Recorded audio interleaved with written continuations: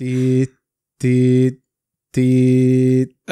بدأت أحداث اللقاء. طيب أنت إيه موضوع إنك دكتور ده بقى؟ أنا بالنسبة لي أنا كإياد يعني أنا مش عايز أبقى كونتنت كريتور.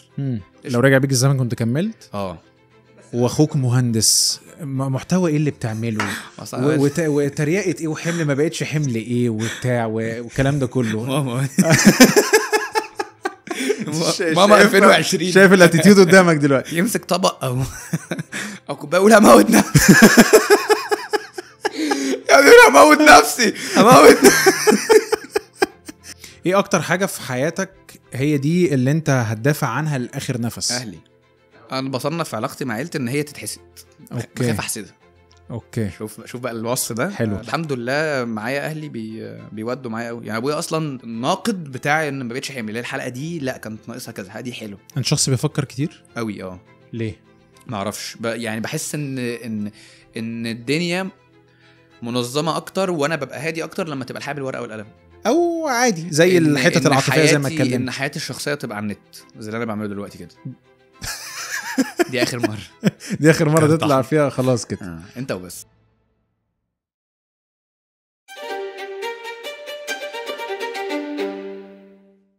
يلا جاهزين يا سيدي؟ بسم الله الرحمن الرحيم. هتصفر ولا تتريق عليا يا صاحبي عشان ما تشود؟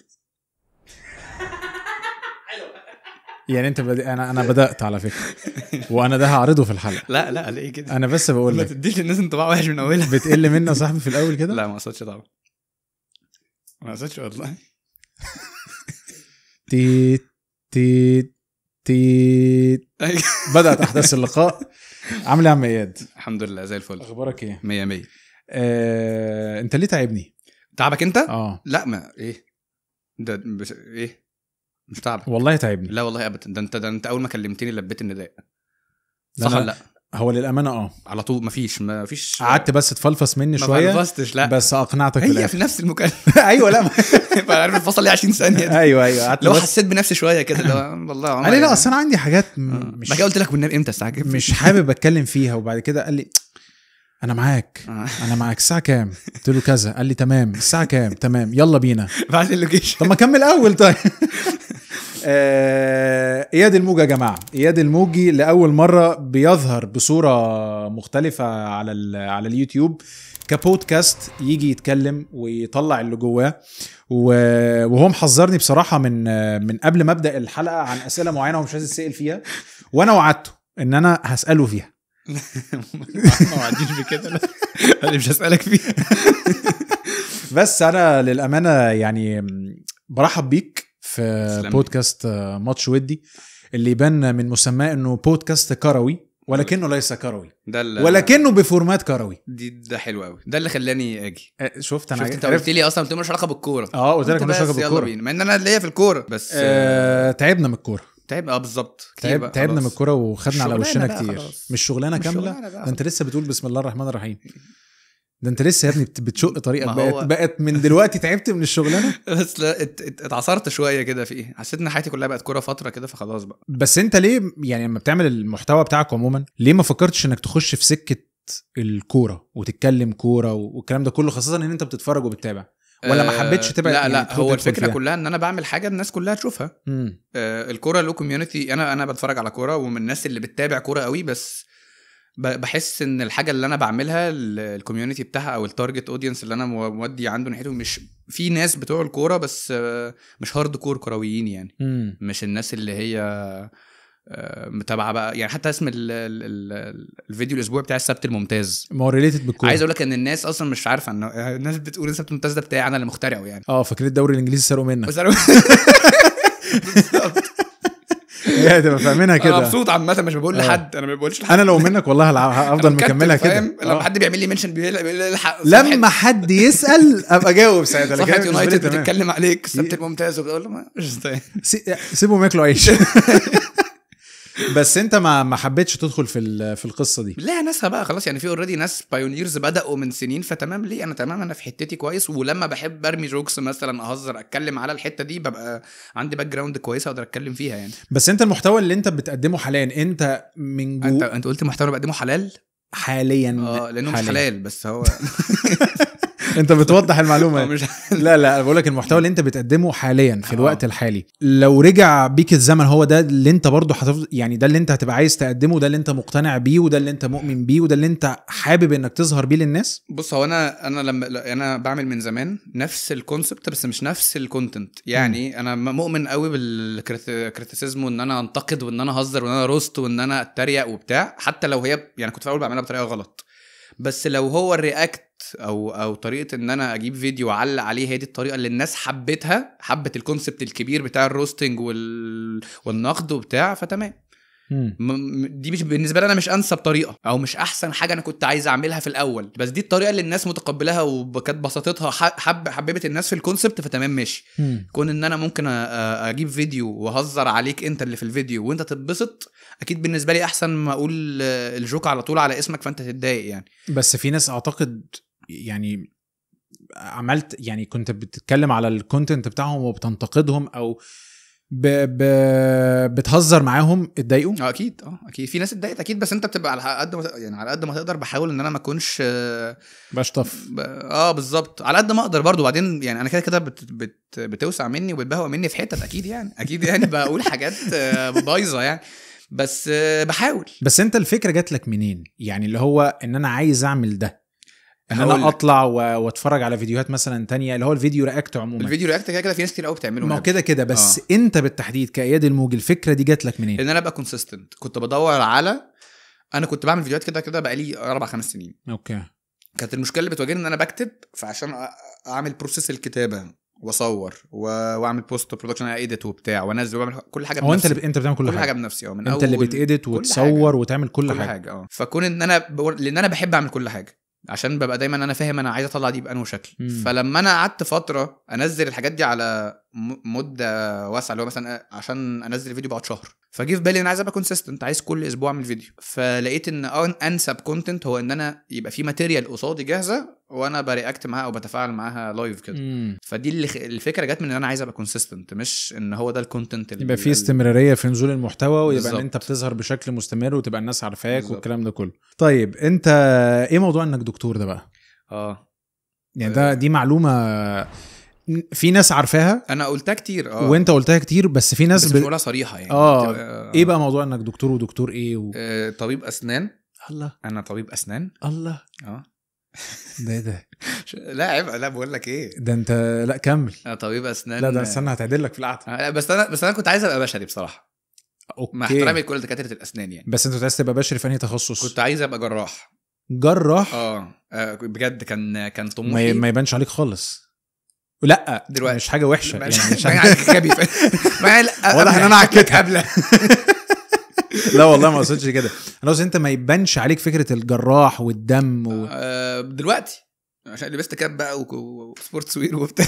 لا كاتيتيود وكشخصيه والكلام ده كله ما يبانش عليك خالص. ما اعرفش من وانا صغير برضه فاهم. بس انت من وانت صغير عايز تبقى دكتور؟ ومش اللي هو عشان ابويا وامي لا انا كنت فاهم يعني، ممكن عشان عيلتي هي اللي زرعت في الحته دي. بس هم دكاتره. والدي ووالدتي دكاتره واخويا مهندس.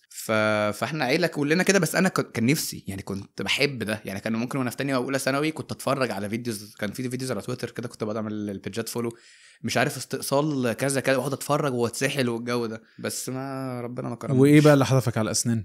ثانويه عامه ما جبتش المجموعه يعني. بس لما دخلتها اقتنعت بيها يعني اسنان يعني ما اتبسطتش قوي، لان انت برضو في ديسابوينتمنت كده ان انت ايه يعني. ما انا كنت عايز ابقى قلب وبتاع فاهم. اسنان حلوه ولذيذه ومش وبتاخد منها برضو المورال بتاع ان انت بتريح مريض والجو ده، لان هو ده اصلا ده اللذيذ قوي. او اكتر حاجه بتجيلي منها مش ماديه مش فاينانشال، اكتر حاجه بتجيلي المورال بتاع ان انت بيبقى في حد جاي لك تعبان ويمشي يقعد يدعي لك والحاجات دي. خاصه ان انا اشتغلت في حاجات حكومه، فبتبقى معظمها الناس بسيطه، فهي المورال بتاع الله يكرمك والله يسعدك، ودي بتبقى زي العسل بصراحه. بيبقى احساسك ايه لما بيجي لك مريض ويخرج يبقى بسيط على قد حاله؟ هي دي اللي انت ساعتها بتحس ساعتها بتحس بايه؟ ما هقول لك ده السبب اللي انا خلاني اكمل حبه في الشغل بتاع. بس انت حاليا مكمل فيها ولا لا؟ دلوقتي لا. اوكي دلوقتي لا، بس ان شاء الله بحاول اعمل يعني حاجه في ارجع المجال بشكل ما يعني، بس بشوف انسب طريقه بحيث ان انا ابقى اوفق ما بين الحاجه اللي انا بحب اعملها وفي نفس الوقت من الشغل بتاع الكارير بتاع اسنان ده. بس انت بالنسبه لك عادي، لا انت عايز تكمل في الجزئيه بتاعه الاسنان، ما عندكش مشكله انك تكمل؟ بالعكس هي دي الهدف بالنسبه لي. بس في ناس تيجي تقول لك لا انا طالما يعني مشيت في سكه صناعه المحتوى وبقيت دلوقتي بابليك فيجر معروف والكلام ده كله، فاكس الجزئيه التانية او الجزئيه الطبيه بشكل اخص يعني فيجر. او انا مثلا لو بعمل كونتنت او انا بعمله عشان ايه يعني، هو لو هو انا بالنسبه لي انا كاياد يعني انا مش عايز ابقى كونتنت كريتور يعني ده انا وكوميديان وبكتب وكل حاجه، بس ده في النهايه حاجه انا عايزه اعمل حاجه معينه تارجت معين وانس ان انا اوصل له خلاص بشوف بقى يعني الاتنين ما يتعرضوش مع بعض. بقى كونتنت كريتور بعمل كونتنت، بعمل بروجكت معين يبقى حلو يبقى اكسر الدنيا يجيب فيوز يجيب شغل تمام، دي حاجه ممكن انجح فيها وابقى 100%، وفي نفس الوقت ليا شغلي ليا عياده مثلا بشتغل فيها ناجح فيها تمام يعني، ما لهمش علاقه ببعض. ايه الصعوبات اللي واجهتك لما دخلت في صناعه المحتوى يعني مفيش. بشكل اوسع بقى وتعمقت فيه؟ ولا اي حاجه، الدنيا كانت سالكه. والله اخويا بيخرج وبيصور وبيعلمني مونتاج، وابويا بيجيب لي اجهزه اشتغل عليها، بصور في اوضتي، امي عملت لي الالترا دايركشن، امي بتختار لي اسامي البرامج، الدنيا سالكه يعني. والله العظيم اصحابي كلهم مخرجين واديتورز. انت بتقول لي والدتك بتختار لك ايه؟ الاسامي البرامج. بجد والله يعني هو جت كده ده هي اللي مختارها فعلا. والله كنت بوريها البرزنتيشن بقى. طب بعمل كل حاجتي. السبت الممتاز لا دي صدفه. اوكي قلتها مرتين الناس خدتها، بس كنت بوريها انا بوري امي دايما البرزنتيشنز بتاعت ابويا وامي، بروح لهم كده اخر اليوم، لينا ميتنج كده اخر اليوم اللي هو هنعمل ايه الفتره اللي جايه، فبوريهم البرزنتيشنز بتاعت البرامج، انا هعمل ده مش عارف ايه، فيقول لي لا ظبط دي الجست الفلاني الفكره الفلانيه. يعني امي مثلا عملت فكره حلقتين كده في جت كده فعلا والله، تقول بترميها كده اللي هو ايه رايك تعمل كذا كذا، فاروح قايل دي حلوه، اروح واخدها لاعب فيها. طب والله ده حاجه حلوه. بتبقى انت مبسوط بده ولا بتحس انه؟ لا مبسوط فشخ طبعا. اوكي. يعني هو بالنسبه لي اصلا هو الايدج بتاعي الزياده ان انا الحمد لله معايا اهلي بيودوا معايا قوي يعني. ابويا اصلا هو المين الناقد بتاعي ان ما بقتش حمل الحلقه دي، لا كانت ناقصها كذا، دي حلو ما تقولش كذا، كنت تقول كذا بدل كذا، فاهم؟ شجعوك باباك ومامتك بالتحديد على ان انت تعمل المحتوى يعني؟ اصل في ناس تقول لك ايه يا ابني احنا دكاتره وانت داخل دكتور، اكيد عندهم الحته دي، بس لا واخوك مهندس محتوى ايه اللي بتعمله وتريقه ايه وحمل ما بقتش حمل ايه وبتاع والكلام ده كله. ماما 2020 شايف الاتيتيود قدامك دلوقتي. فاللي هو اكيد اتعرضت لده في البدايه، لان انا مثلا على سبيل المثال احكي لك قصه شخصيه عندي. يعني انا مثلا في الاول لما تحولت لفكره صناعه المحتوى ان انا اروح اقنع امي ان انا هعمل فيديوهات وهتكلم في الكوره والكلام ده كله، اللي هو ايوه هتعمل ايه؟ ايوه. وهي لحد فتره كبيره ما كانتش مؤمنه باللي انا بعمله، حتى يعني وانت اوريدي بدات فيه. كنت بدات خلاص لان كان قدامي الطريق ده اللي انا عايز اعمله، لان انا كان بالنسبه لي الهدف والتارجت الرئيسي انا عايز اشتغل في الاذاعه والتلفزيون. بس لما ما جاتليش فرصه حولتها عن طريق الديجيتال، عشان لو فضلت قاعد مستني الفرصه تجيلي في الاذاعه والتلفزيون مش هتيجي اصلا يعني. فلما ابتديت اعمل الشغل بتاع الفيديوهات هي ابتدت نسبيا اللي هو ايه ماشي بس ايه الهبل ده. لما ابتديت بقى ايه احكي لها مواقف واحكي لها بقى ان انا بتشاف واحكي لها انه مثلا الناس ممكن توقفني في الشارع تتصور معايا وانه كذا وانه كذا وانه كذا، حست بالفاليو او بالقيمه اللي بتتعمل. وممكن تبقى لحد دلوقتي اللي هو برضو في حاجات تبقى عندها كده سبكونشسلي لسه مش مقتنعه ممكن تكون بشكل كبير بحاجات معينه، بس النظره اتغيرت. انت بقى ده حصل معاك ازاي؟ هو حصل مع انا الحمد لله، انا برضو كنت محظوظ في الحته دي ان عمر خد الصدمه كلها. يعني عمر خد اخوك اسمه عمر؟ عمر اخويا. لا بقى شوف بقى الكلام. شوف انا بقى بديك حاجات كده من تحت لتحت. انت ايه اياد ايه كذا كذا اياد كامل محمود الموجي. اوكي عمر كامل حلو. عمر كامل ماشي. بس تحياتي للاستاذ عمر والعيله الكريمه كلها طبعا يعني. اتفضل يا باشا. عمر بدا برضو هندسه في اول تاني سنه كده، اتجه اللي بقى الفيديوز والفاينز. بس اصغر ولا اكبر؟ اصغر ب3 سنين، اكبر ب3 سنين. اوكي. فهو بدا قبلي. فهم شافوا يعني هو خد كل الخناقه، عندهم مناعه من اللي جاي بالظبط. وبعدين هو اللي شجعني، هو اللي سحبني واحده واحده وخلاني. يا عمر هو اللي خلاني اعمل فيديوز اصلا. اوكي. فهو اخويا بدا خد كل الطاقه اللي هي المعارضه، لحد ما هم بداوا اللي هو تمام قشطه مش عارف ايه. طب وبعدين هم والدي ووالدتي ما فيش حاجه عندهم برضو لا خالص كده. هو ما عندوش مشكله تعمل حاجه انت بتحبها طالما انت هتخليها مناسبه. ما فيهاش بقى حاجه خارجه، ما فيهاش حاجه سفيهه، ما فيش حاجه فاهم يعني. هو ما عندوش مشكله ان انت تعمل كونتنت طالما الكونتنت ده مش هيضايقهم، ما يتكسفوش منه، ما يستعروش منه او يسبب لهم مشكله سواء ليك انت او ليك. ان هم لو عايزين دايما يبقوا فخورين بيك فما يعني فمستنيين دايما الحته انه احنا اللي بيعملوا ابننا ده او اللي بيعملوا اياد او عمر احنا مبسوطين بيه مش متضايقين منه بالظبط.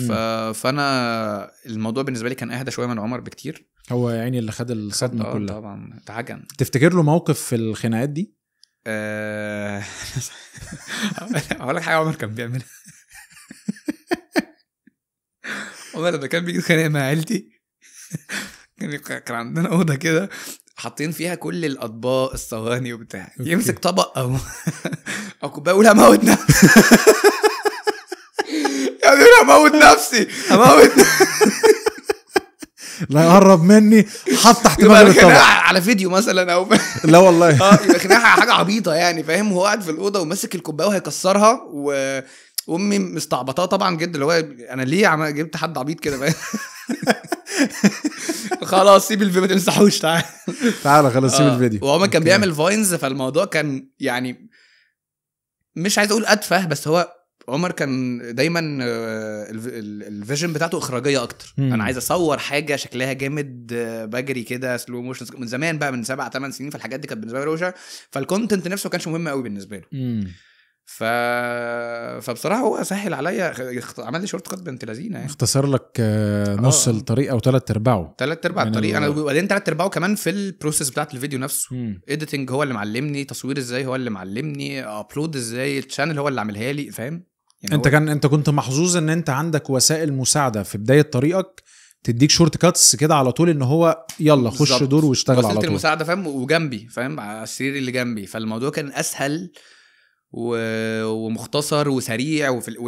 الناس اصلا بتقعد تاكسبيرينسوا على اليوتيوب نفسه اللي هو انا هنزل فيديو بس ما جابش، يا ترى ما جابش ليه؟ هو اوريدي عارف ده ما جابش ليه والمفروض كنت تعمل كده. فبينقل لك بقى الخبره بتاعته كل حاجه انا معايا اوريدي.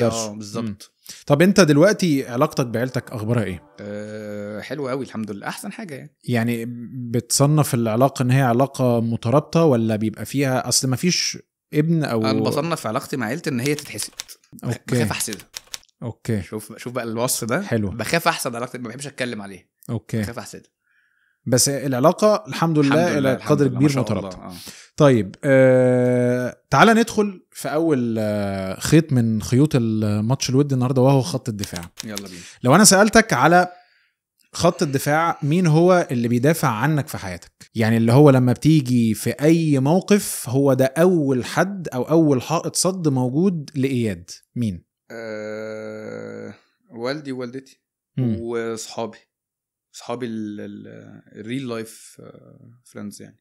انت عندك اصدقاء كتير ولا اصحاب كتير؟ لان المسميين مختلفين. لا عندي زمايل وصحاب كتير. عندي دايرة الصداقة الاخوات دي.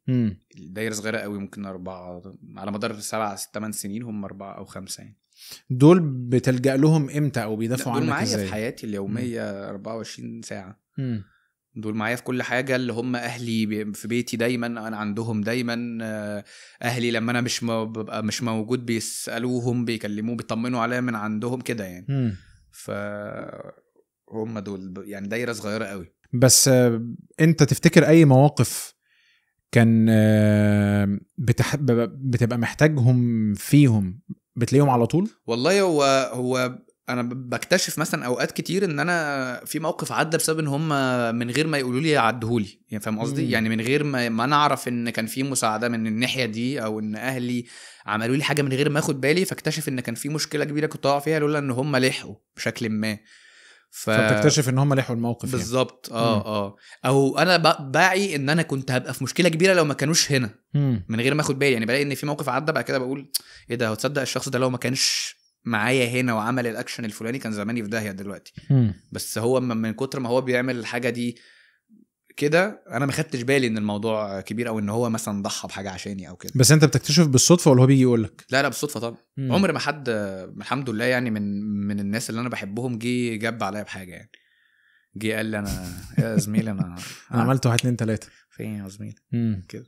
طب انت ايه طرق الدفاع اللي انت بتشوفها بتبقى عامله ازاي؟ ممكن يعني سبورت او مسانده او الوجود جنبي بشكل دائم بقى، اللي هو انا رايح كذا تعالى انا جاي كذا انا واقف في مشكله روح اعمل لي هات لي مش عارف تعالى. فكره ان حد يسخر وقت ليك انت في حياتك انت الحاجه هو مش مستفيد بيها، دي بالنسبه لي اكبر دليل ان هو حد بيساعدك وبيدافع عنك وبيحبك وبيدعمك. يعني فكره ان انا الاحظ ان في حد بكتشف ان هو مديني وقت من حياته في حاجه هي مش عايده عليه باي حاجه، فدي بالنسبه لي حاجه ابريشيتها قوي يعني. بس انت ده في الحياه عموما لو جينا في قصه الشغل مثلا يعني بدون الدخول في التفاصيل انت جات فتره كان حصلت مشكله ما على الانترنت والسوشيال ميديا وتعرضت فيها لهجوم وده هنيجي ليه في حته خط الهجوم يعني. بس في حته الدفاع في الحته دي ان انت في ناس كتيره جدا على السوشيال ميديا دافعت عنك. ده حقيقي. انت ده حسيت بايه بساعتها او انت شفت فيه ايه؟ والله اتبسطت قوي قوي قوي قوي لان انا حسيت، بس انا هنا اتبسطت مش اتبسطت شخصي يعني ليا كاياد ان حد بيدافع عن اياد، لان انا عندي دايما برضو اقتناع ان هو بيشوف منك ال20 دقيقه اللي بتديها كل اسبوع برضو. يعني ممكن لو يعرفني شخصيا ما يدافعش عني، وممكن لو هو حصل معايا مشكله وانا كنت اتكلمت عليه ما كانش يدافع عني. فانا ما بقدرش اقيم قوي الفتره دي، بس انا بابريشيت ان هو احترم الفكره نفسها، ان هو بيدافع عن الايديا اللي انا بديها له اللي هو بيشوفها 20 دقيقه كل اسبوع دي. يعني هو مش بيدافع عن اياد اللي يعرفه في الحقيقه، هو بيدافع عن الحاجه الفكره اللي انا بقدمها يعني. فدي اللي بسطتني اكتر كمان. بس اعتقد برضو كان الدفاع لشخصك لان هو بيحبك. ما هو دي حاجه انا ما ابريشيتها قوي، ان انا بقول لك ان انا الجزء اللي انا بديهوله الفكره اللي انا بديها له 20 دقيقه كل اسبوع دي نالت استحسانه، وهو شايف ان الشخص ده بيقدم الحاجه دي بالاسلوب المرضي ليه، اللي ما يحسش ان هو بيعمل حاجه غلط، ان هو دعمه ليا ما يحسسوش ان هو بيدعم حاجه غلط او بيسبورت حد بيعمل حاجه غلط. فده بالنسبه لي احس ان هو فهمني يعني بشكل ما او وصل لي بشكل ما يعني. تفتكر امتى اول لحظه حد وقفك فيها في الشارع بعد ما بقيت مشهور قال لك عايز اصور معاك؟ لا بس انا يعني كان في زمان ناس بتصور معايا وانا لسه مش مشهور قوي برضه. ماشي بس انت كنت ساعتها معروف. اول واحد اتصور معاك انت فاكره؟ لا مش فاكر كان امتى وفين. اوكي كان السؤال ده حلو قوي، كان نفسي اصل انا فاكره كان نفسي افتكر. انا فاكره انا عمري ما انساه. كنت ساعتها لسه شغال في قناه القاهره والناس وكنت مروح فبركب المترو فنازل من محطه مترو الدقي فلقيت حد طالع من على السلم فبيقول لي هو انت عمر خالد اللي لسه طالع في ارزع ومع مروان سري وكذا؟ قلت له قال لي انا عايز اصور معاك. قلت له تعال. انا بقى دي اللي هو كام سنه ده 2019 اواخر 2019 5 سنين. لا طبعا مش فانا ده عمري ما انساه. وتاني واحد فاكره إيه؟ لا انت في ده لسه بقى الباقيين بقى اللي في النص مش هبقى ناسي بس اول الواحد او اول 2 انا فاكرهم. حاجه طبعا انا كان نفسي اقول لك دلوقتي انا عايز احكي دلوقتي موقف ايا كان هو ايه اقول لك فيه. كنت بعمل باك فليب ولا حاجه محدش شافني فقال.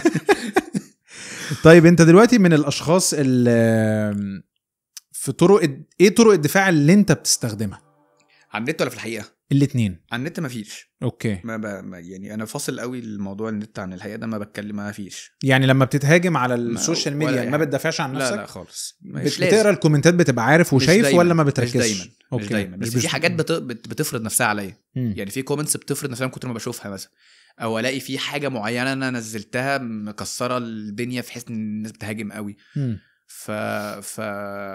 فمش ما ببقى دايما محترم ان هو طبيعي، ده طبيعي يحصل. الاختلاف طبيعي.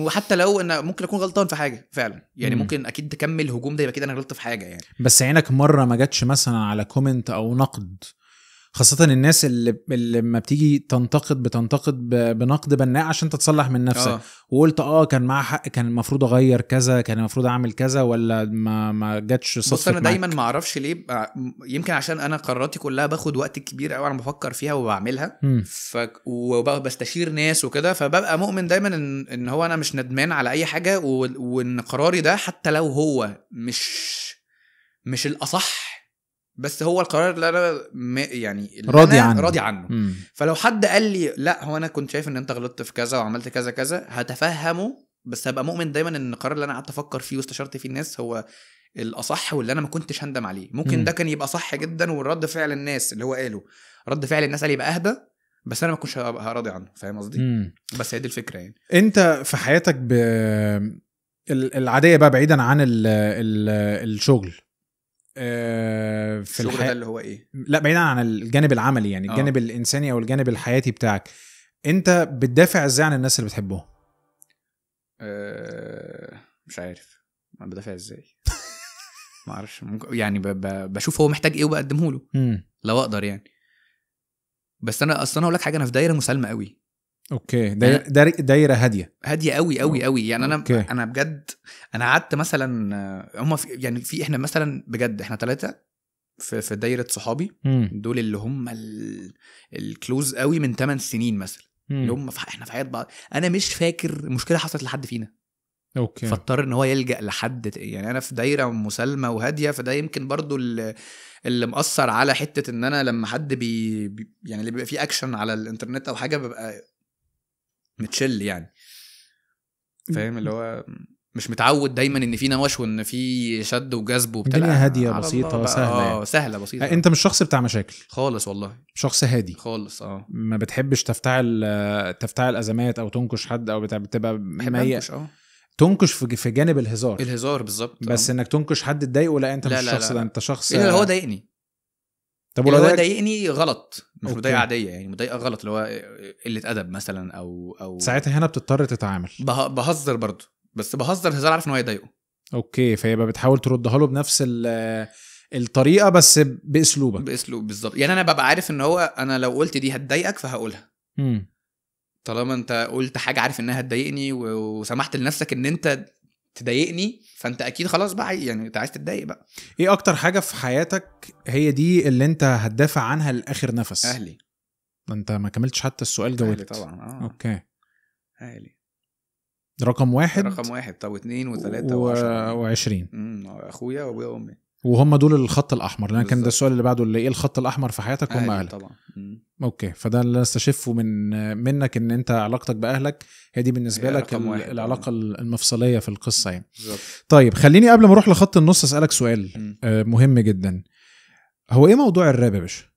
ايه موضوع الراب؟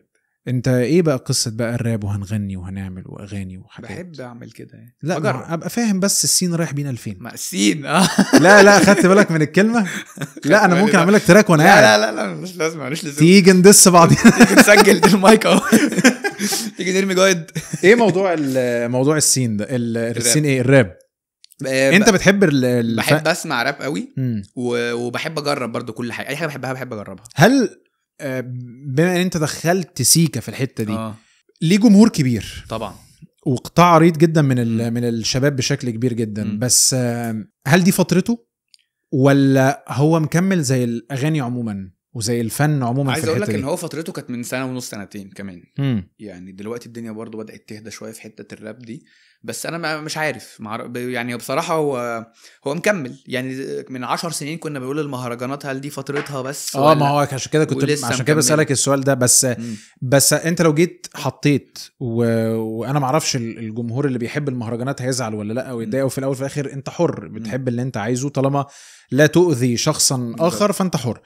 بس في ناس يعني انا بشوف انه كفة الراب هي اعلى دلوقتي بكتير جدا، وفي جاب واسع ما بينها وما بين المهرجانات. بس هل ممكن يظهر لون جديد يبقى مخلي هو اللي بيعلى عن الراب وبيركب عليه ويبقى هو اللي ليه الابر هاند فيها يعني اقصد دي فتره وهتروح ولا مكمله؟ لا مفيش حاجه. بص هو كده خلاص الفتره دي ورخت بقى وبقت كده موجوده وثابته نفسها في المزيكا في مصر السنتين الثلاثه اللي فاتوا دول. والفنانين اللي بيعملوا الراب دي اوريدي خلاص بقوا ليهم اسامي ومش عارف ايه. في ناس كده هتختفي وفي ناس مش هتعرف تطور نفسها هتروح. وفي ناس دلوقتي بقت بتعمل لون جديد بس برضو ستيل راب. يعني هو رابر بس عارف يعمل لون مزيكا جديد مخليه مكمل سنة واثنين وثلاثة، ولو كمان سنة واثنين وثلاثة قدر يعمل لون ثالث جديد هيفضل مكمل والناس حباه. المهرجانات هي على فكرة هي كفتها مش أقل من الراب ولا حاجة. أنا بالعكس أنا بحس إن المهرجانات بتوصل أكتر من الراب بكتير، لأن هم برضو جايبين اللي تحت واللي فوق. يعني جايبين السوشيال كلاسز اللي هم الناس البسيطة وكل حاجة، وجايبين الناس اللي بيلعب على كل بيلعب على كل الفئات كله. الراب انا بحس ان هو لا الناس الشباب، الراب ده بتاع الشباب. يعني الناس البسيطه. يعني قليل قوي لما بشوف تراك راب شغال مثلا في توك توك في ميكروباص. قليل. بس ممكن اسمع مهرجانات في ميكروباص وممكن اسمع مهرجانات في مرسيدس عادي. ممكن تسمعها في فرح عادي جدا. وفي فرح عادي جدا وعلى التلفزيون في اعلان. فاهم؟ فهي دي ده مش شايفه المهرجانات. بس انت لما دخلت المجال ده بشكل اوسع، لما دخلت انا بصيت من العين السحريه كده في المجال ده. لما بصيت بقى بالعين السحريه انت اللي بتكتب؟ اوكي. يعني هتلاقي الحاجات كلها هزار اصلا. كل الحاجات اللي بكتبها هتلاقيني بقول نكت اصلا بس ناوي تكمل فيه؟ لا طبعا. ده بص هو مش مجالي. يعني الناس اللي فيه اوريدي معدين الليفل بمراحل. ما هو في هو في فطاحل كده فيه. انا بخش اتبسط. يعني عارف لو كانك بتلعب ماتش في حجز، عمرك ما هتروح تلعب في نادي يعني. تلعب ماتش كده بس انت مش حاطط في دماغك انك تخش وتتعمق فيه اكتر ويبقى ليك تراكات وبتاع وكلام ده؟ ليه ممكن اعمل تراك كل يوم عادي، بس هيبقى برضو من وجهة نظري انا بتبسط. اوكي طيب تعال نروح لخط النص. يلا. كم حاجة انت جيت عملتها في حياتك وقفت فيها في النص وما كملتش؟ كتير قوي. زي الكورة مثلا. انت كنت عايز تلعب كورة؟ كنت بلعب كورة. اوكي. كنت بلعب كورة. ولعيب وكده ولا؟ الحمد لله. يعني الحمد لله. تيجي على اللي يشيل. موافق والله. وكان ليا محاولات كده ان انا اروح نادي الصيد. كنت اصلا انا من المحلة. اوكي. رجعت من السعودية المحلة 2-3 كده. فمشكلتي ان انا جيت نقلت القاهرة في ثالثة ثانوي. لا في اولى ثانوي رحت السعودية. انت قعدت قد ايه في السعودية اصلا؟ انا اتولدت في السعودية قعدت 10 سنين. اوكي. وبعد كده جيت على المحلة على طول في 6 ابتدائي بتاع. دخلت على طول نوادي. قعدت بقى احرق قوي في ان انا اخش صيد المحل غزل المحل صيد المحل غزل المحل وهنا لحد اولى ثانوي. اولى ثانوي رجعت السعودية سنة وبعد كده رجعت من السعودية على القاهرة. فموضوع الكوره ده وقف تماما. بس كنت لعبت في القاهره. كان في دوري اللي هو بالمدارس، فلما بتكسبه بتخش دوري مش عارف حاجه كده زي قبل المحافظه كده. بتكسبه بتخش محافظه، بعد كده بتخش محافظات مصر. فكنت من الناس اللي بتبقى عدت لحد ما وصلت خالص اللي هو بقى احنا بنلعب الجيزه بنلعب مش عارف ايه. بس كنت كان نفسي في 2% حاجه كده يعني. بس دي ككوره دي اكتر حاجه انت نفسك كنت تكمل فيها قوي. لو رجع بيك الزمن كنت كملت؟ اوكي. يعني رجع يعني بس كان ممكن يتغير المسار اللي انت فيه دلوقتي يعني. هو الحمد لله واكيد ربنا هو كده في الاول نصيبك ورزقك. ده كده يعني كل حاجه مكتوبه. بس انا هقول لك حاجه. انت عارف انا ممكن ادفع ملايين واقعد في اوضه لبس ما بين شوطين ويتزعق لي. انا عايز اعيش الموقف ده. يا ده انت النهارده مش مركز مش عارف. والناس بقى بترمي الازايز وبتاع ومش عارف. نفسي اعيش الموقف ده قوي. وبعد كده بخش بقى باخد حماس كده وداخل ما بين الشوطين بقى وبخش اقلب الماتش. اوكي. انت نفسك انت في الاحساس ده؟ يعني غالبا هعمل ده لما اجيب فلوس. يعني هعمله كله عشان تدفع 2 مليون عشان تدفع كتير قوي وهعمل كده 100%. يعني لو شفتوا ماتش في يوم من الايام انا اعرف ان انا دافع الفلوس كلها يعني. جايب فرقتين واستاد وجماهير وبعمل الموقف ده. طب انت ازاي بتتعامل في حياتك مع الناس اللي هي المتلونين او النص يعني؟ لان دول اكيد بطبيعه شغلك دلوقتي اكيد بتقابل منهم كتير قوي. وحتى قبل الشغل كنت هتشوف منهم ناس كتير. بتتعامل معهم ازاي؟ والله بص طول ما هو مش بيأذيني فانت في حالك وانا في حالي تمام. يعني لا يعني بلاقي ناس ببقى عارف ان هو بيحبنيش وبينافقني بس هو ما بيعمليش حاجه برضو. يعني انت اخي هتروح تتكلم عليا مثلا تقول انت بتحبنيش يا عم انا وحش انا مش عارف ايه. بس لما بنبقى قدام بعض ما بشوفش منك حاجه وحشه يعني فماشي. يعني لو هو على الكلمتين اللي بتقولهم من ظهري يعني ما قشطه ماشي اوكي. بس طالما انا مش بديك حاجه، يعني مش بتعب عشانك او مش بضحي بحاجه عشانك مثلا، عمري ما هعمل حاجه عشانك، يعني عمري ما هبذل مجهود عشان اسعدك مثلا، وانت في نفس الوقت مش بتبذل مجهود عشان تاذيني، انت بس بتنافقني في الحب وخلاص، ماشي عادي يعني. بس انت بتبقى عارف مفيش حد مبقاش عارف، بيبقى باين يعني، بتبان قوي يعني. وبيبان حد مثلا بيعمل كده عشان مش عايزك انت تقول عليه حاجه وحشه، لان ممكن كلمتك عليه تاذيه، بس كلمته عليك ما تاذيهوش، ما تاذكش. فاهم قصدي؟ انت شخص بتميل اكتر للاسود، ولا يعني يسود يا ابيض، ولا اللي هو يا يمين يا شمال، ولا ممكن احيانا في النص بالعكس تروح للحته اللي هي الرمادي دي؟ انا دي اصلا انا كده معايا دايره بتاعتي دي اللي هي انهي دايره العيله والصحاب. لا انت بتقول لي انا بالعكس، هي دي اللي هي اسود ولا ابيض؟ لا انا جراي. اوكي عادي يعني. انا اقول لك انا معايا دايرتي العيله والصحاب، وكده ما حدش هيخش دي، وهم دول الناس اللي انا مقفول عليهم والدنيا تمام وخلاص. اي حاجه تانية عادي ماشي، خلينا مع قريبين، ما فيش، طالما ما فيش حد بيأذي التاني يلا بينا. مش لازم تبقى يا اما صاحبي قوي يا اما ما فيش معامله، يا اما لو انت مثلا لقيتك بتنافقني فكنسلك مثلا، لا عادي. بس النفاق اللي انت بتتكلم فيه ده من ناس بدون ذكر اسماء يعني موجودين حاليا على السوشيال ميديا، انت اتعاملت معاهم؟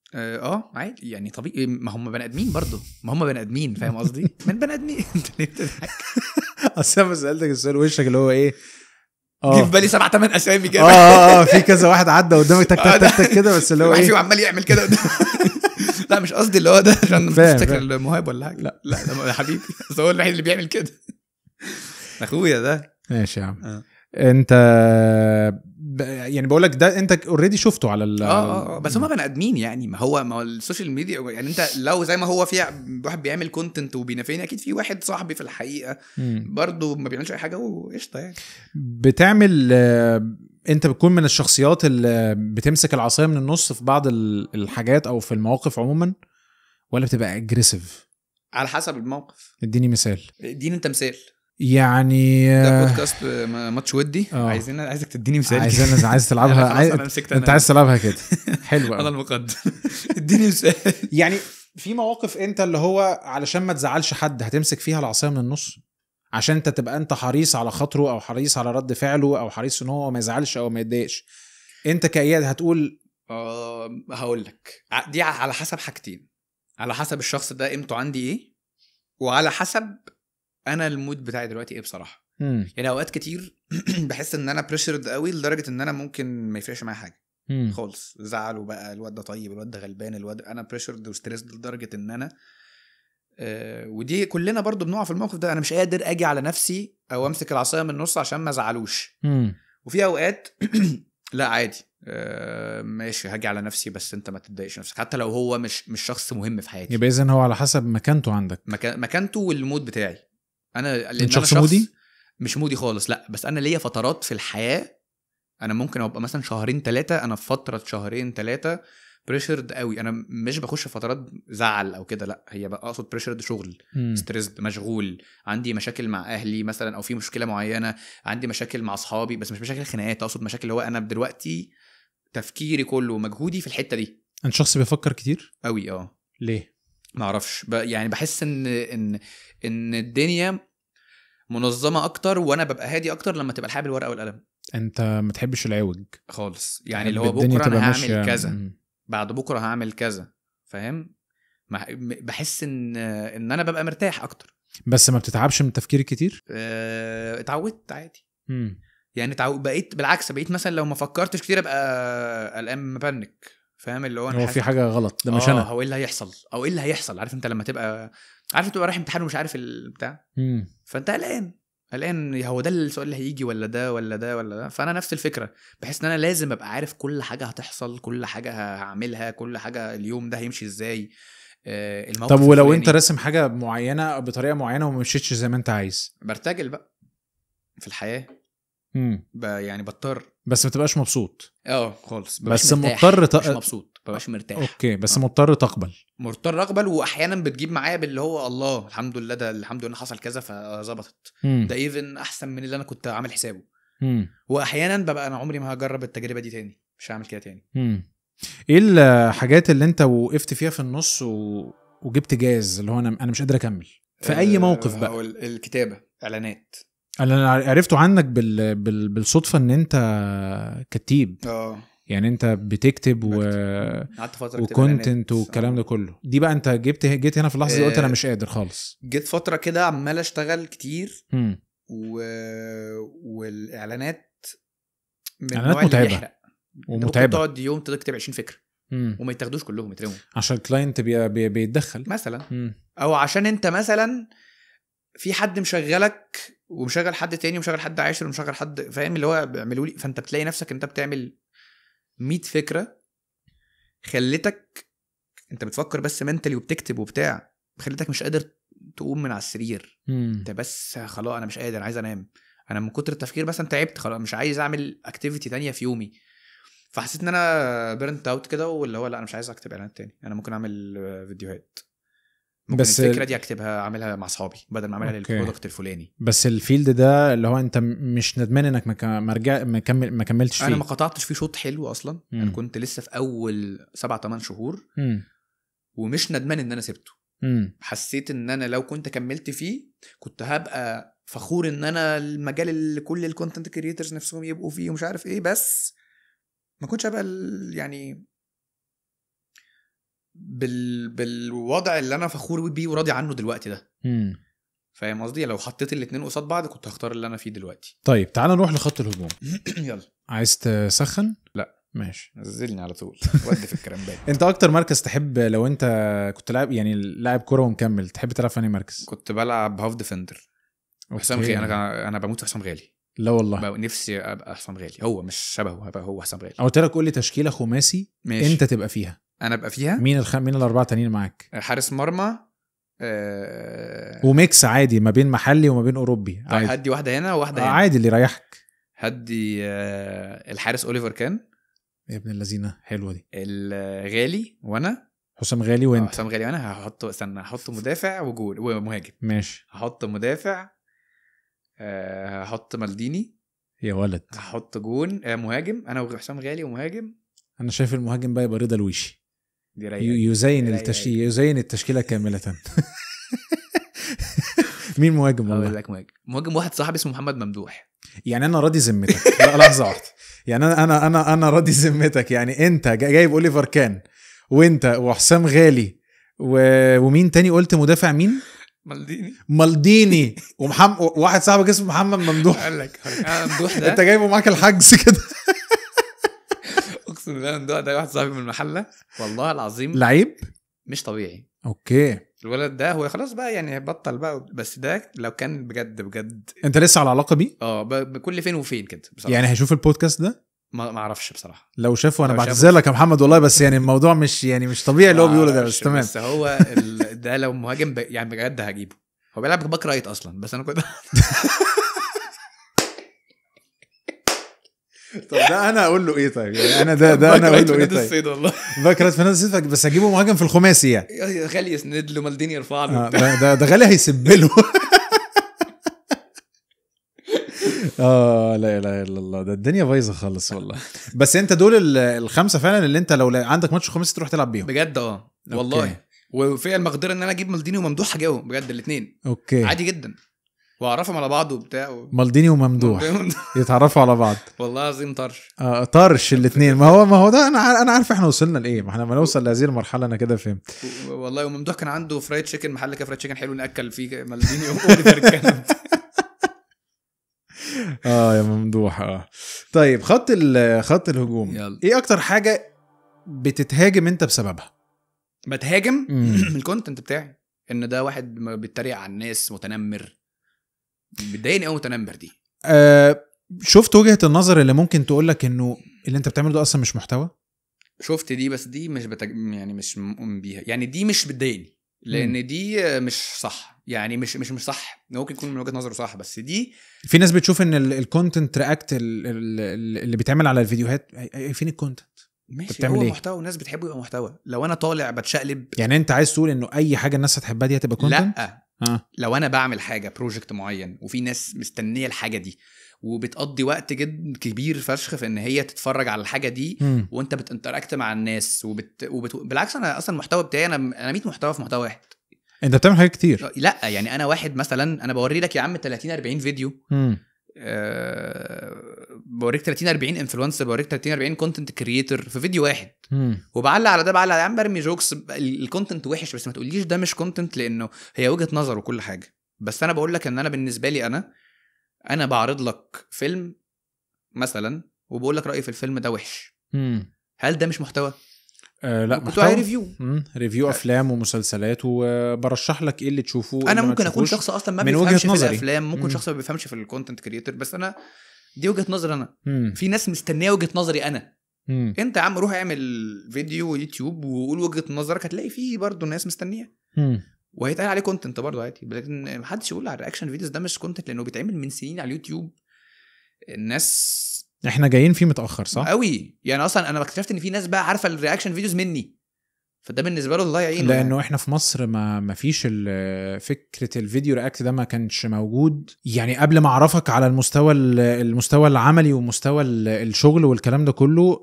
كنت اعرف 2-3 كده بالشكل، بس كانوا بيعملوا وكان ليهم على فكره، وكان ليهم فان بيز مطرقعه، فان بيز من اللي هم 100,000 مثلا، بس 100,000 كل دقيقه معاه. اللي هو 100,000 لو حد شتمه هيخشوا توكسيك بقى يقرموه فلا هم يعني ممكن انا ربنا كرمني في ان انا ابقى اكتر فورمات عجب الناس من الرياكشن فيديوز، او وصل للناس قوي.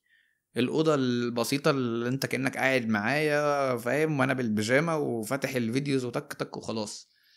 في ناس تقعد مش عارف تعمل لايتنج وبتاع وكواليتي وبتاع، ممكن ما يجيش مع الناس فاهم. بس في الحتة بتاعت الهجوم دي، هل اتهاجمت من عيلتك بسبب كونتنت او بسبب حاجة غير الشغل عموما، في دراسة، في مذاكرة، في جامعة، في مواقف؟ الكونتنت كان سبب ان انا اتهاجم شوية بس اللي عارف الهجوم اللي هو بصبانيات، اللي هو ليه يا ابني اوكي، اللي هو من تحت لتحت ده، اللي هو دكتور كده قاعد بدل ما انت مش عارف ايه، مش دايما يا ابني وبتاع. بس عادي، دي عادي يعني. دي في النهايه ما بتبقاش لا صريحه لو ما تعملش كذا. اتهاجمت دراسيا ممكن فتره، اكيد في فتره من فترات الدراسه قصرت شويه، كنت مركز في الكونتنت اكتر فما بروحش، فاللي هو كده. صحاب هم اللي بيهاجموك؟ لا، انا اللي بيهاجمني معظمهم يعني انا ممكن انا اصلا ما بحسش ان انا بتهاجم عشان ما بلتفتش برضو قوي. دي حاجه برضو مش كويسه، ان انا ممكن اكون مش واخد بالي ان الناس بتقول لي بطريقه هجوميه، ممكن اكون فاكر ان هو ايه مقموص مني مثلا، واكتشف ان لا، وانا عملت حاجه غلط والناس كلها متضايقه مني بسببها وبتقول لي ما تعملش كده، بس انا مش واخد بالي، مش مركز مش ظاهره لك. فهو مش عارف، ممكن اكتر حاجه بتهاجم عليها فعلا اللي هو على الانترنت مثلا، ان انا متنمر في الحقيقه، ان انا دراسيا او الكارير بتاع الطب ده مش مركز فيه قوي زي المفروض ان انا اكون مركز فيه. بس امتى في الجامعه بيهاجموني عشان انا بعمل فيديوز. في الجامعه ايه؟ عجنوني في الجامعه عندك؟ انا ممكن اخد الفرصه دي عشان اشتكي؟ اتفضل يا باشا اتفضل، ما انا بلاقي ربع ساعه بساله. طب ما تجاوب يا باشا. اكتشفت دلوقتي ان دي الفرصه الذهبيه. طب قول يا عم الفرصه الذهبيه. في الجامعه يا جدعان كانوا بيظلموني وبيشتموني واترفدت اسبوع. لا استنى بس، ده انت معبي. اترفدت اسبوع، فضلت بقف ورا المكاتب بره وما رضوش يدخلوني اقابل الدكاتره، والدكاتره كانوا بيزعقوا لي ويطردوني. والله العظيم ما مسامحكم. ده كل ده بسبب الكونتنت؟ ليه؟ ايه اللي حصل؟ طيب ما كانوش بيحبوا الفيديو رياكشن. يعني انت فاكر اول يوم حصل فيه ده؟ هو في فتره انت بعد اللي حصل البانجر اللي انا رميتها دي فاهم، القنبله اللي فرقعت دي، انا كنت فاكر ان انا اروح الجامعه يتعمل لي ده ساعات المشكله اللي حصلت على السوشيال ميديا. كنت فاكر ان انا اروح يتعمل لي فاهم، اللي عارف اللي هو بتاع اللعيبه اسمه ايه، ممر شرفي فاهم، يونتس كده فيها عيانين ويونتس كده، والدكاتره بيقوموا بيفزوا والمعيدين دخلت البطل المغورجي. دخلت طبعا، اشتغلت كده ماشي. انت اصلا كنت ساعتها لسه في الجامعه ساعه المشكله دي؟ انا كنت في امتياز. ده اللي هو خلاص انت بتفنش اشتغل يعني في مستشفى الجامعه. اوكي. لقيت بقى اللي هو النظرات اللي هي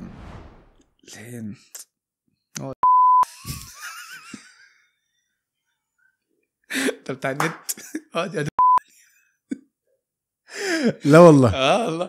بعدين لا، بس انا حظي ان ربنا كرمني في شهر الاستاف والدكاتره كانوا ملايكه. خليني اسالك سؤال تاني. معرفش انت هتبقى يعني هتستقبله ازاي. بس لما تعرضت للموقف اللي حصل على السوشيال ميديا وحصلت بعديها هجوم وخناقات وشد وجذب والكلام ده كله، في ناس بتقول، وده انا شفته بعيني في كومنتس، ان ده سبب شهرة اياد الموجي. طبعا.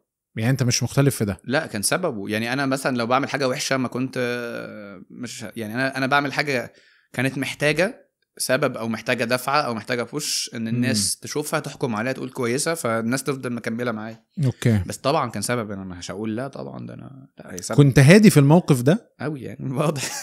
كانت فرصه. كنت مبسوط قوي يعني. كنت اللي هو الله. انت كنت سعيد؟ كنت منبهر. جات لك على الطبطاب؟ بص انا كنت مخضوض في الاول. بانيك الهجوم والسوشيال. مش بانيك. كنت مخضوض اللي هو مش فاهم ايه اللي بيحصل. هقول لك ليه. لان انا صحيت منه. انا حكيت الموقف ده ما حكيتوش في حياتي قبل كده. طب قول. بص انا كنت نايم تمام.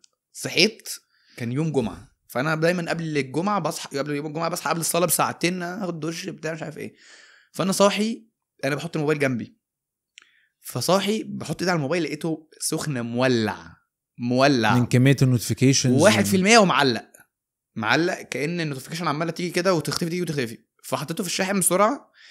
فانا انت فاهم صاحي بقى مش فاهم ومخضوض ومش عارف ايه اللي بيحصل. فبشوف عيني عامله كده. والله العظيم ما بهزر اقسم بالله لقيت بتاع 10-20 كومنت اللي هو عشان تتربى عشان مش عارف ايه يا كذا بنت خالتنا. فانا كل اللي في والكومنتس على صورتي انا وعمر اخويا. كنت منزل صوره انا وهو قبلها بيوم كولاب. فانا اللي في دماغي يعني دول صحابه ان عمر خبط ابن خالة واحده ان في حاجه حصلت في حادثه. لا خاصه بعمر. انت فاهم قصدي؟ تعرفش ان انت الطرف الاصيل في القصه. فاللي هو في ايه يا عمر عملت ايه؟ فعمر بيقول لي اصحى يا اسطى في واحده شلفت لك على النت. بيقول لي ايه يا اسطى ما تصحى بيقول لي يا اسطى طب انا ذنبي ايه؟ الاكونت بتاعي مفشوخ. الناس ماسكينه داعكينه يا اخو كذا يا كذا.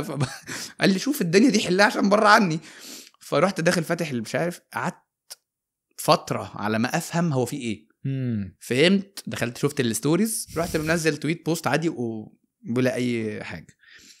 فكل ده كان تمام وما كنتش اعمل فيديو ولا هرد عليه ولا اي حاجه. فلقيت ان البوستس والتويتس العالم بتجو فايرال. يعني فاكر جوني ديب وامبر هيرد بيتخانقوا. انت فاهم حاجه كده يعني. وانا ابتديت بقى اللي هو طب اكلم محامي بقى خلاص. فلقيت حد صديق ليا بموت فيه اسمه خالد حسام بيقول لي يا اسطى انت هتسكت مش عارف ايه وقعد يسخني. طب خد بس الفيديو سكرين ريكورد. طب مش عارف ايه يا اسطى رد مش عارف ايه بتاع. ما اقول له بس خلاص قشطه يعني. لحد ما لقيتها بعتالي مسج. البنت دي بعتالي مسج على الانستجرام قالت لي مش عارف ايه حاجه كده بيتش. انا محور انا بالهرم وانت بيتش ايه؟ لا يوصل لبيتش بقى. لا ده انا كده هرد. رحت بعت لها فيديو وانا برقص على الخصماك عملت لي بلوك. اوكي. فاتضايقت. انت اتضايقت من البلوك طبعا. بعت لها فيديو جامد يعني عمال اعمل فيه كده وبتاع. فقلت قشطه يعني ارد يعني بامانه. كنت عارف ان هو هيبقى فيديو روش ولذيذ وانا كنت متشل فيه قوي. فانا عارف يعني انت بتبقى فاهم ان الفيديو ده لذيذ. بس طبعا كنتش متوقع الضربه دي يعني.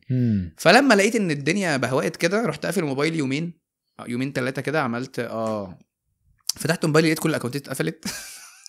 انت حصل لك بعد كده الاكونتات كلها اتقفلت؟ مسكتني دعجتني طبعا. فاهم. هتلاقي عيال كابتشو مسكوني على النت فلاقوني خدوا كل الاكونتس وبتاع. عرفت ارجعهم بعديه بفتره. كنت قلقان بس على الاكونت الفيسبوك بتاعي البيرسونال اكونت. يعني يا حبيبي اقفل البيج على 500,000 اقفلها يعني. انت خلاص هم قفلوا الاكونت بتاعك مش البيج اللي فيها 500,000 اللي عليه مسجات اهلي وبتاع. سيب لي الاكونت خد البيج.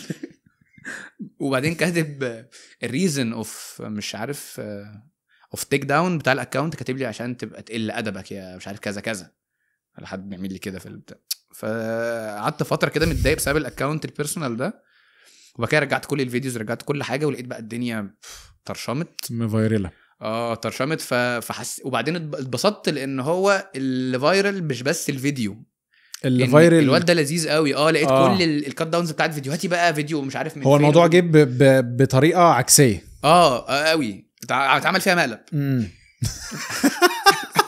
تحس كم اتعمل فيها مقلب من الانترنت، فاهم؟ السوشيال ميديا عملوا فيها مقلب هو الموضوع جه بطريقه عكسيه، هي كانت زي ما تقول رسماه بطريقه معينه وبعد كده ايه فرقع بالظبط. فكان لذيذ يعني. بس الموقف خدمك طبعا اون سوشيال ميديا، ويعني من السايت بتاع الشغل نفسه. هو عارف شورت كات ابن لذينه برضو يعني، اختصرت بيه كتير. كنت اقعد 4-5 سنين عشان اوصل للي انا وصلته في البيتش دي اللي هي الشتيمه دي. طيب انت كم مره حطيت انك في موقف ان انت تهاجم حد وما عملتش كده؟ قلت لا انا مش الشخصيه لا دي. بعمل كده دايما. بتهاجم لو انا عوزت يعني اكيد لو ما انا برضو بني ادم يعني. لو انا اتضايقت في مره من حد، اتضايقت وده قليل جدا لما بتضايق. هقول لك حاجه، انا مثلا عمري في حياتي ما هاجمت حد عشان انا عايز اهاجمه غير مرتين على مدار 4-5 سنين. مين؟ لا مش هقولهم. ماشي. بس هاجمتهم هجوم صريح. مش هقولهم. ماشي.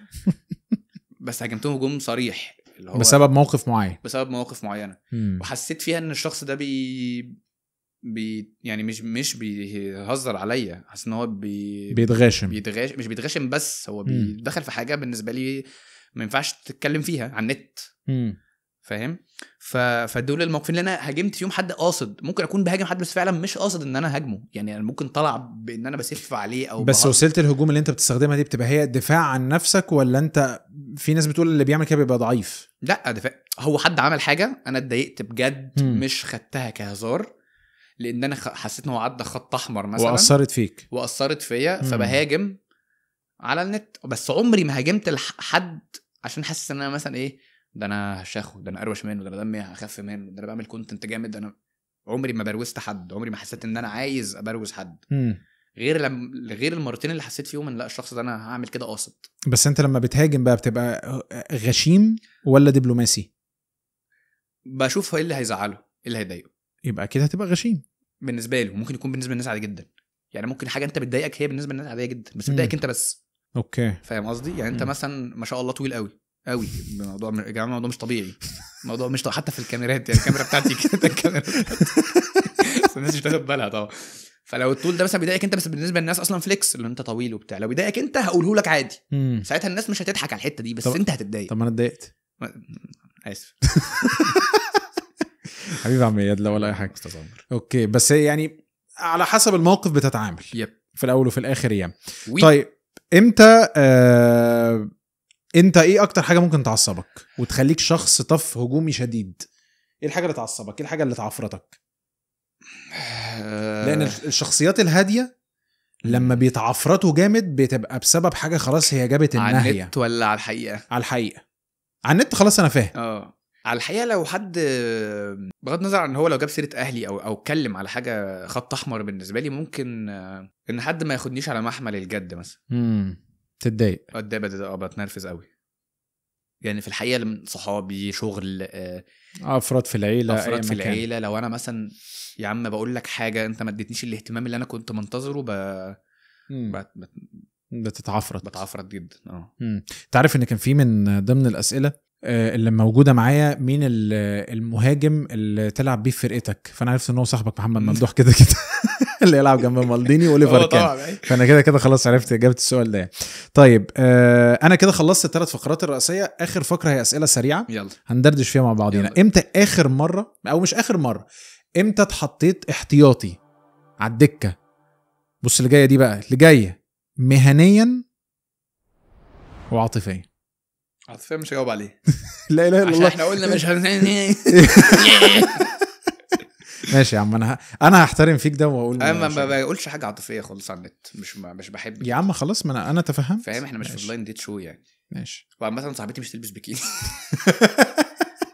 عشان تبقوا عارفين بقى. ومالهاش بيست فريند بقى. هل كنت احتياطي؟ طيب انت خلاص انا عارف ان عاطفيا انت مش عايز تجاوب. مهنيا مش عايز اعمل جو اللي هو خط احمر شحات الشخصيه. بس انا هجاوب عادي يعني. فاهم عادي وانا احترم ده والله. ما عنديش مشكله خالص فيه.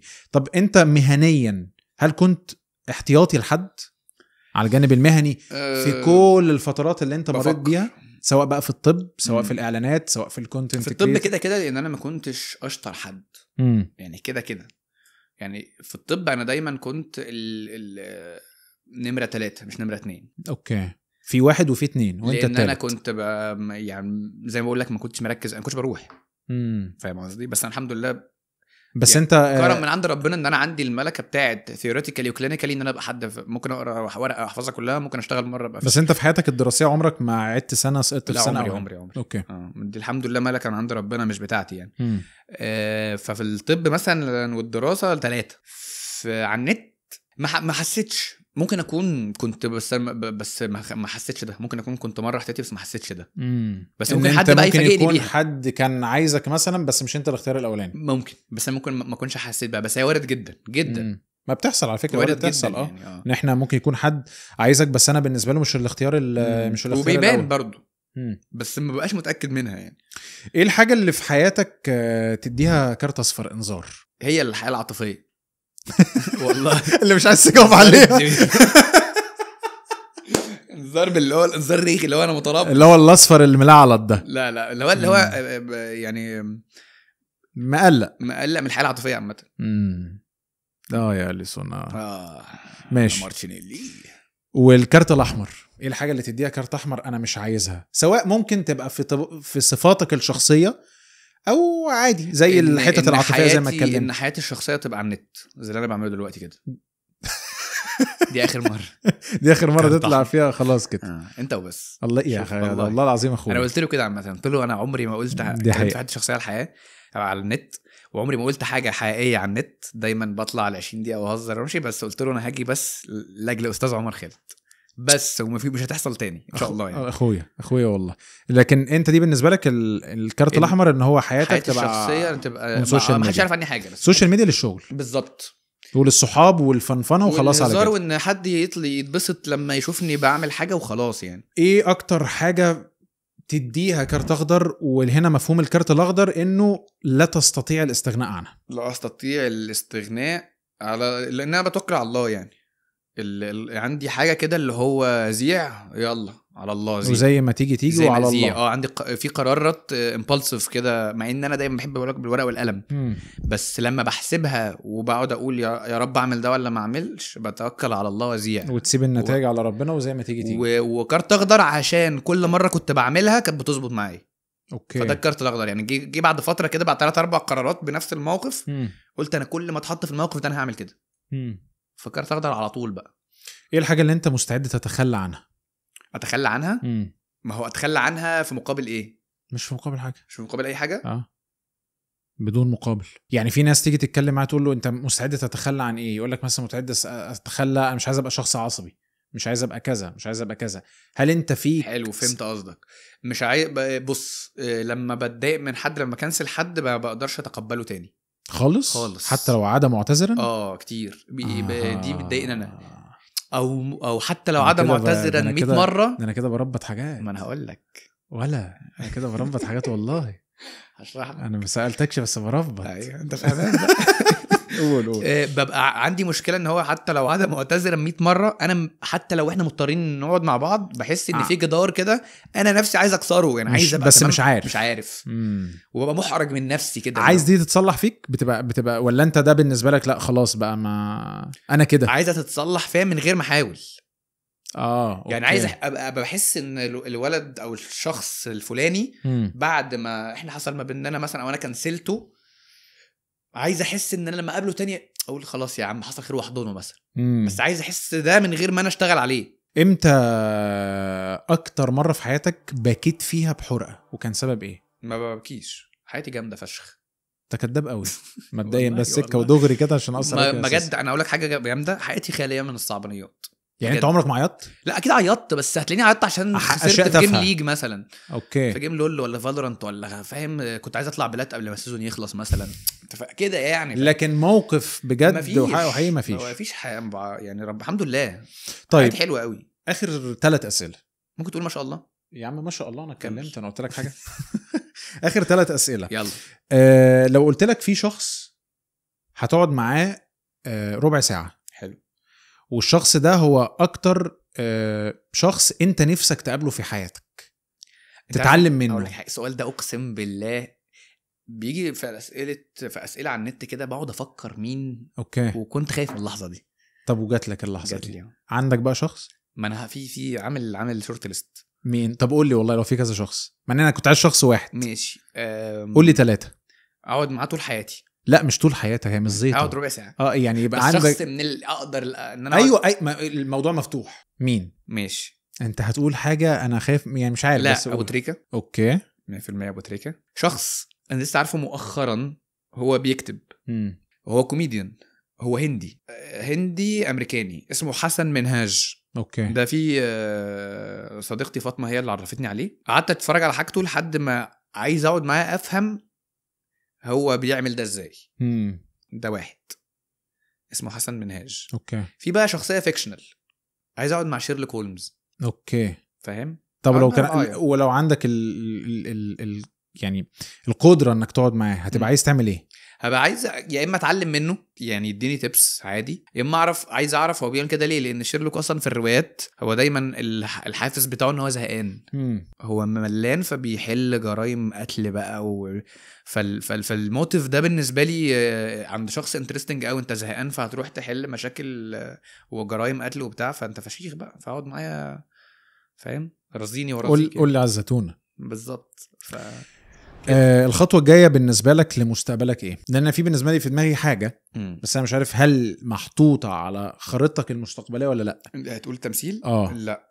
اوكي. يعني لو جت حلوه تمام، لان هي في معظم الوقت جالك حاجه ولا لا قبل كده؟ فعلا والله. ايه؟ لا مش هقول ايه، مش عايز اقول. طيب مش مشكله. الناس كلها اللي سلكت الطريق بتاعي ده بيتعرض عليها بطريقه مش حلوه، معرفش ليه. يعني هم ممكن مزونيننا في حته مش لذيذه. ماشي فهمت قصدك. فاهم قصدي؟ فانا مش لو جه قدامي الفرصه حلوه لذيذه هعملها، بس هعملها بحيث ان انا برضه ابقى راضي انا عنها. مش اللي هو يا فرصه بقى استغلها وخلاص والجو ده وهيجي لك احسن من، لا تجيلي حلوه 100% مترستقه على مقاسي. دي في حته التمثيل. ده في حته التمثيل. طيب انت في حاجه بقى مستقبليه انت راسمها لنفسك؟ انا عايز انا كده بعمل ويب سيريس مسلسل، وعايز افضل على النت، وعايز افضل اعمل امباير كده على اليوتيوب. اوكي. ان ممكن نعمل كونتنت التلفزيون على اليوتيوب عادي. زي عايز اتحدى البرودكشن والحاجات دي، اللي هو انا ممكن اعمل مسلسل ينزل على اليوتيوب بس. يعني هي تفتكر انه ينجح عندنا في مصر زي نسر السين؟ ما هو نسر السين نجح.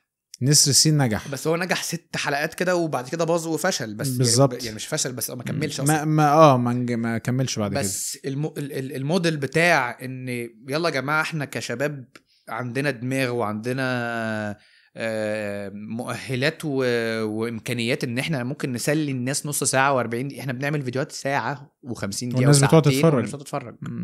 يعني مثلا مروان سري وارزع انتوا بتعملوا فيديوهات ساعه ونص والناس بتقعد ساعه ونص تتفرج ومستنيه حلقه كمان اسبوع.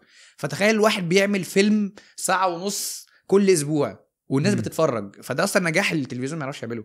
اوكي. التلفزيون ما يعرفش يجيب حد يقعده ساعه. انت دي من الخطوات المستقبليه اللي عايز تعملها؟ عايز اعمل حاجات مكتوبه على اليوتيوب او على الديجيتال بلاتفورم، ومش عايز التلفزيون. عايز الناس تبقى بالعكس، انتوا كديجيتال انتوا اغلى واغنى من التلفزيون. فاهم قصدي. بس هتنساني ولا هتجيبني معاك؟ اول واحد بغض النظر عن الكاميرات والاضاءه والكلام. هتنساني صح؟ انا برضه اول ما انزل من هنا هنساك. انت تقريبا مش هترد عليا تاني. طيب السؤال الاخير، الكارت اللي قدامك ده القلم ايه الحركات دي؟ لا بص بقى، انت دلوقتي الكارت اللي قدامك ده هفترض ان انت كل يوم هتصحى الصبح هتفتح الكارت ده وهتبص فيه. ايه هي الرساله اللي انت مؤمن بيها والحاجه اللي انا هصحى كل يوم انا موجود علشان ده؟ اكتبه وما تقولوش. ماشي. عارف تكتب ولا مش عارف؟ بفكر هكتب ايه. انا موجود عشان ده. ايه رسالتك في الحياه واللي انت موجود علشانه ومؤمن بيه؟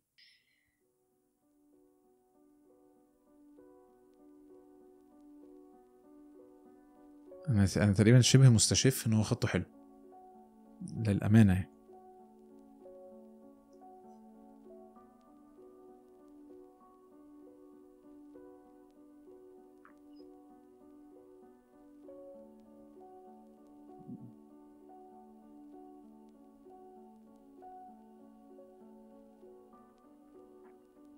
ماشي اخر جمله اهي. ماشي اكتب.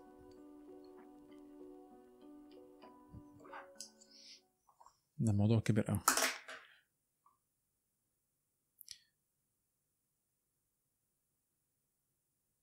الاخيره دي بتكلم عن نفسي مش انت. ما انا برضو ما انا استغربت. ماشي اوكي ماشي فهمت ماشي خليها معاك بجد. والله الكارتين ليك يا عم. واحد كاتب فيه واحد يلعب بيه. يلا عشان ما تقولش انا عارمك من حاجه. دي ليا دي مسج ليا. عمر خالد. ايوه بس تو عمر خالد. انا الدكتور ده كتب روشتة. ايوه I love you. ايوه ده بقى قبل الاكل ولا بعد؟ I respect you. ايوه عندي ايه بقى عشان القلم الاخيره. انت اخويا جدع الكبير. لا ما انا كده اخوك كبير يا صاحبي. وقلب دي مني ليك. ماشي يا عم. ده اول مره حد يقدرني كده. خلاص احتفظ بيها. نورتنا عم اياد. وانت والله اتبسطت بيك واتبسطت ان انت لبيت الدعوه. وانا عارف ان انت مش بتحب الاشكال دي عموما بس ان انت تجيلي بشكل مخصوص وتلبي هذه الدعوه. انا بالنسبه لي ده شيء بالدنيا كلها يعني. واهم حاجه ان ما كنتش انت متضايق مني. لا في اي اسئله زعلتك ضايقتك اكيد بعتذر لك يعني. واتبسطت ان انا ممكن بجد يعني ما اعتقدش ان انا كنت هقول اي حاجه انا قلتها لو انا قاعد قدامي حد تاني. اوكي. وما اعتقدش ان انا هعمل كده تاني حتى لو معايا. لا لو معاك عادي بجد. طيب شوف ده يعني اختبار. ممكن كمان سنتين كده هتلاقي ده كان اختبار. بجد جدع حبيبي اياد نورتني والله. وانت والله العظيم بشكر اياد الموجي هذا الرجل المحترم. انت عارف ان انا مش عارف ابص الكاميرا دي عشان تقف وراها عشان ما احسش ان انا ببص لك. لا بحس دايما ببص لك في عينك. الموضوع بيبقى غريب قوي يعني. وانت انا عايز اقول على سر على فكره قبل ما اقفل. ايه؟ انت عارف ما كنتش بحبك في الاول. كنت بستثقل دمك. عارف. مين اللي قالك؟ مش مهم. لازم بتبان. اقسم بالله كنت عارف. انت كنت عارف كده يعني. بس لما عرفتك انت لاحظت ان انا كنت عارف. لا شفت عشان انت مش بتاذيني فقشطه. بس لما عرفتك على الحقيقه وشفتك فيس تو فيس اتغيرت هذه وجهه النظر دي 180 درجه للامانه يعني. برضه عرفت دي برضه. شفت. ده انت ايه ولا انت برج ايه؟ طور. طب بغض النظر عن المعلومة. ماشي. بشكر اياد الموجي وبشكركم جميعا على وصولكم لهذه الحلقة. وبشكر زميلي وصديقي عمرو حجاج اللي ساعدني وعاونني في كتابة هذه الأسئلة. ودائما وأبدا بشكر كرييترز ستوديو على وجودهم الدائم في تصوير هذه الحلقات من بودكاست ماتش ودي. اللينك في الديسكريبشن تحت موجود فيه لينكات اياد الموجي للي يعني يعني اعتقد راجل اشهر من النار على العالم. فمش عامل فولو لاياد في اي بلاتفورم ليه. فاللينكات موجوده تحت في الديسكريبشن. واللينك كرييترز ستوديو موجود تحت في الديسكريبشن لاي حد عايز يتواصل معاهم ويحجز اي شيء. الى هنا تنتهي هذه الحلقه. اترككم في رعايه الله وامنه والى ان نلتقي في حلقات جديده. سلام عليكم.